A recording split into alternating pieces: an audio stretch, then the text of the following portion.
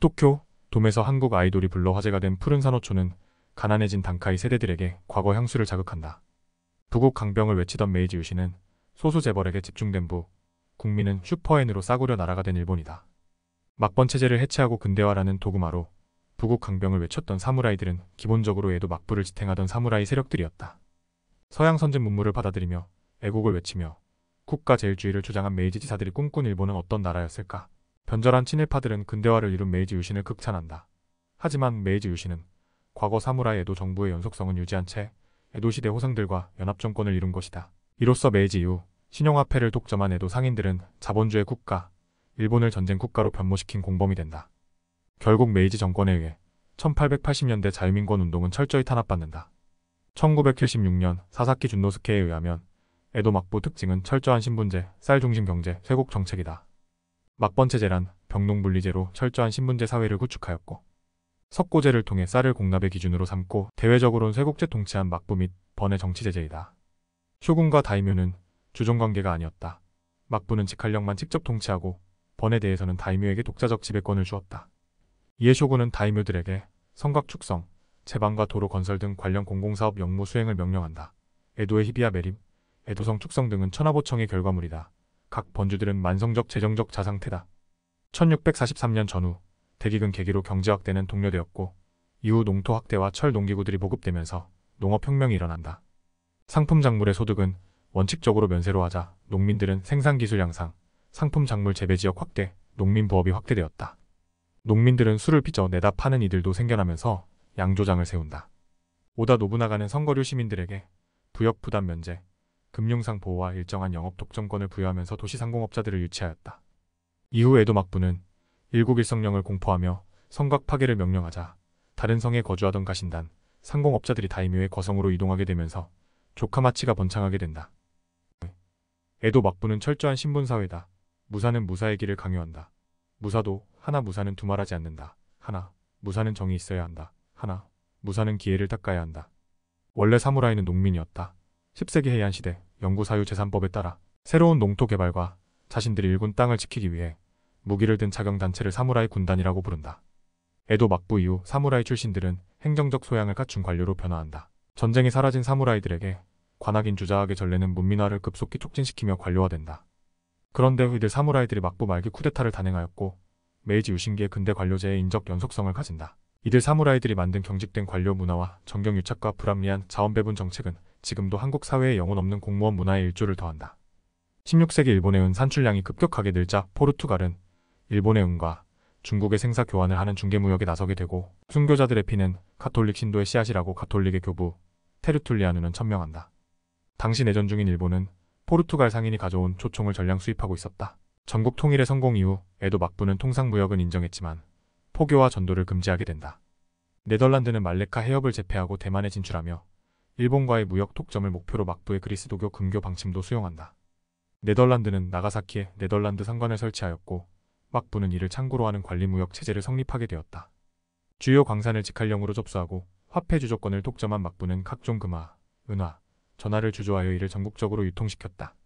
이에 다이묘들은 만성적 재정적자의 자체 화폐인 한사치를 발행하여 거상들과 정경유착을 통해 자금을 융통하였다. 에도시대 화폐 유통의 확대에 따라 금융 신용제도도 발달하게 되었다. 당시 중세시대 경제의 중심은 신사 및 절이다. 중세상인의 동업단체인 자는 신사와 절에 의해서 보호를 받아 활발한 금융활동을 펼치게 되었다. 에도시대 거상들은 농민에게 자본과 원료를 제공, 싼 값에 매수하는 대규모 도매업자 도냐와 중간 도매상 낙하가이가 성행하면서 독점적 원료 구입, 판매, 가격 결정 특권을 유지하려고 한다. 원거리 송금을 위한 가와세는 주로 신사 소유지인 장원에서 나오는 연공을 운반하는 불편과 위험을 덜기 위해서 어음으로 보낸 후 신사 소재지에서 연공을 받는 방식을 취했다. 오늘날 수표인 대가타, 다이묘들의 연공 및 담보대출 다이묘가시, 쌀보관 증서인 고메키테 등이 신용화폐 역할을 하였다. 에도 막부는 금, 은, 전을 각각 긴자, 제니자에서 주조하였으나 경영은 막부지경이 아니라 청부 형식을 취했다. 이로써 일본 역사상 처음으로 체계적인 화폐 제도가 성립하게 된 것이다. 고반과 이치부반 금화는 고반쇼라는 긴자에서 주조되었는데 개수화폐다. 중요한 것은 금 유출로 막부의 악화 제조로 금화폐 수량을 조작하자 전황이 발생한다. 은화 무게는 정해지지 않았다. 따라서 각각의 은화는 거래할 때마다 저울의 무게를 달아서 그 가치를 판단한 측량화폐다. 환전, 식량을 직업으로 하는 상인료가에쇼 출연한다. 이들은 막부와 번의 공금을 취급하고 예금, 퇴출, 어음 발행하면서 미쓰이 가문, 오사카의 고노이케 가문은 막대한 이윤을 챙긴다. 주로 오사카에 설치된 도자는 광산을 소유한 스미토모 가문이 주도하였다. 에도 막부는 동을 전매함으로써 무역에 필요한 동을 확보함과 동시에 거액의 운송료 수입을 올릴 수 있었다. 일본 무로마치 시대 스치쿠라라는 전당포, 부유한 승려 등이 돈을 빌려주고 고금리로 이자를 받는 우소무키가 출연한다. 에도 시대에는 요가해상이 예금 업무, 가와세, 토지 담보 대출과 같은 은행 업무를 취급하였고 무진코는 전당물 금융을 취급하였다. 환전상, 요가해상이 시조라고 할 수 있는 덴노지야 고에이는 오사카 최초의 환전상으로 일본 최초의 지폐를 발행하였다. 오사카 금융시장을 천국의 부업 금융 중심지로 성장시킨 덴노지야 고에이는 메이지 유신 당시 경영 근대화에 대응하지 못하고 역사의 무대에서 사라진다. 관동에도 지방은 금을, 오사카 관서 지방은 은을 주요 화폐로 사용하면서 금과 은의 교환 비율의 차이를 이용한 차익거래를 통해 이익을 실현한다. 막부는 오늘날 국채와 비슷한 고유킨을 담보로 고노이케 제네문, 미쓰이, 스미토모 가문 등에도 거상들로부터 돈을 빌리는 막부의 주요 재정 금융 정책의 수단이었다. 에도 막부는 경제 운영 면에서는 촌인 상인을 중용하였고 에도 시대의 유학자 감옥 캠페인은 오사카의 호상이 한번 분노하면 천하의 제후들이 움츠린다는 명언을 남겼다.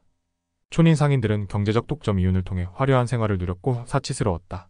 성매매 산업, 은밀한 춘화를 즐기고 이를 출판하였고 카부키를 즐기고 거대 유곽이 번창한다. 도슈사의 샤라쿠가 당시 조선시대 풍속화가 기몽도로 추정된다는 일설이 있는 바 이후 일본 도자기 포장용으로 서양에 전해진 우키요에를 본 고오에 의해 많은 인상파 화가들에게 소개된다. 18시 사상가 이시다 바이가는 상인이 천시되는 사회통념에 대해 상행위의 우위를 적극적으로 옹호하는 동시에 교환의 경제적, 사회적 우위를 강조하는 상인도를 주창한다. 삼포요시 람 파는 사람과 사는 사람뿐만 아니라 세상 사람에게도 좋은 장사를 하라. 에도 막부 사무라이들은 급여를 쌀로 취급받았다. 풍작이면 쌀 가격이 떨어지고 흉작이면 사무라이 급여 지급이 부족한 다이묘는 만성적 적자에 시달리게 된다. 특히 에도 막부, 재정 적자를 가중시킨 것은 템포의 대기근, 메이와 대화제는 치명적이었다. 템포 대기근에는 죽은 사람을 잡아먹고 메이와 대화제는 에도성 절반이 불탔다고 한다. 1787년 마스다이라 사다노부는 만성적 재정 적자에 시달리는 쇼군 가신 사무라이들의 빚 삭감 또는 탕감 퇴위령 발표한다. 즉 6년 전까지의 모든 부채를 탕감하고 5년 이내 이자를 3분의 1로 줄인다는 계획이었다.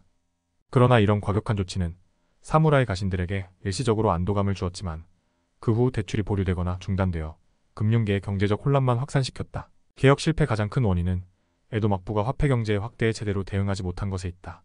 어쩌면 에도 막부 몰락은 화폐 경제 운영 미숙과 이에 따른 물가 폭등이 주요 원인이었다. 1972년 박정희 정권도 사채업자의 채권 채무 관계를 동결, 사채이자 부담을 경감시켰지만 이후 기업들의 정경 유착 심화와 부채 경영은 결국 IMF 사태로 이어진다. 막부는 부족한 재원을 마련하기 위하여 금광 은광 개발을 독려하였고 불황자, 고아들을 무더기로 강제 징집하였고 이후 식민지 시절 조선인들로 강제 동원 대체하였다. 1854년 페리 제독은 시모다와 하코다테 항구를 미국 선박에 개항한다는 약속을 받아냈다. 여기서 발생한 문제는 미국 선박에 공급되는 석탄 가격을 얼마로 정할지였다. 1858년 에도 막부는 미국 측과 미일소 통상조약 체결한다. 에도 막부는 자국 주화가 있다는 이유로 스페인 은화와 이치부 은화를 1대1로 거래하자고 제안했고 페리 제독은 이를 수용했다. 이 합의는 미국 측에게 불리하였다. 스페인 은화의 무게는 이치부 은화보다 약 3배였다. 이에 미국은 일본의 완전 개방 협상과 환율 협상도 진행했다. 1859년 7월 4일 미일 우호 통상 조약은 발효되었다. 상호 환율은 은 보유 무게를 기준으로 개정되었고 이후 금의 급격한 유출을 초래한다. 1859년 가을이 되자 금 거래는 절정에 이르렀다. 스페인 은화를 가득 실은 선박들이 중국에서 일본으로 건너갔고 코방 금화로 바꿔 싣고 돌아왔다. 막부의 재정난으로 대량으로 은 가격이 악화되자 막부가 정한 금과 은의 교환 비율은 현저히 저렴했고 금 유출은 가속화된다. 이로 인해 인플레이션을 초래하였다. 이에 막부는 금 함량을 3분의 1로 압축한 만노부 5반을 발행하여 금의 유출을 막았다. 재정 악화와 화폐 수요 부족으로 인플레가 유발되자 에도 막부는 화폐의 품위를 낮추는 대신 화폐의 수량을 늘리고자 하였다. 결국 화폐 악화 주조는 화폐 전황이 일어난다. 결국 미국과의 개항 때문이 아니라 불평등 환율 협상에 따른 대량 금 유출로 인한 물가 급등이 에도 막부의 종말을 앞당기게 된 것이다. 1867년 15대 쇼군 토쿠가와 요시노부는 정권을 천황에게 반환키로 결정한다. 하지만 사무라이 정권의 본질은 변함이 없었고 메이지 유신지사는 부국 강병 근대화를 지상 목표로 국가 제일주의 전쟁 국가를 지향함으로써 경직된 관료제 문화를 유지한다. 메이지 유신지사들은 급속한 체제 안정을 위해 국가 에너지 총력 체제로 경직된 관료제를 통해 자원 배분을 독점한다. 국가 신용은행 시스템을 독점한다는 것은 결국 신용화폐 창조를 독점하는 전쟁 국가로 갈 수밖에 없다. 와세다 대학을 설립한 오쿠마 시게노부는 대장성의 적극적인 재정정책과 화폐 발행을 통해 보신 전쟁 자금을 조달하고자 대장성의 전신인 금곡 보관소를 설립한다. 애국을 가장한 이런 방만한 재정정책과 인플레이션 정책에 반대하는 마스카타 마사요시 같은 인물도 있었지만 결국 일본의 무리한 재정 팽창에 따른 인플레는 청일 전쟁 배상금으로 얻어낸 금으로 재정을 안정화시킨다. 일본 자본주의의 아버지로 불리는 시부사와 H는 미쓰이 가문, 시마다 가문, 오노 가문 등에게 대장성의 대리인 파견을 명령한다. 시부사와 H는 구한말 한반도의 철도를 부설하고 일제강점기, 경성전기 사장을 맡으며 경제 침탈에 앞장선 인물이다. 미노무라는 대장성 회계국에 채용되면서 에도 시대의 촌인 금융업자들이 명치우신 이후에 일본 금융제도의 형성과 발달 과정에 영향을 미치게 된다. 1897년 근본위제를 도입하자 미노무라는 보신 전쟁 비용 충당을 위해 타이세이칸 지폐 발행 담당자로 활약한다. 국가 재정난을 극복하기 위한 다이세이 공은 발행하여 메이지 신정부 차관 조달 임무를 성공적으로 수행한다. 1871년 5월 10일 신화폐령 제정하면서 일본은 공식적으로 엔이라는 금태환 화폐를 채택했다. 미노무라는 대장성에서 교류한 메이지 유신지사들과의 긴밀한 접촉을 통해 미쓰이 은행 설립에 성공한다. 이후 은행 대기업으로 성장한 미쓰이 가문은 필연적으로 전쟁 범죄 기업으로 변모한다. 다음 3편에서는 금융업과 포목점을 소유한 미쓰이 가문이 재벌로 확장하면서 전범 기업으로 그리고 조선인 강제징용 기업으로 전환되는 과정을 말씀드리겠습니다.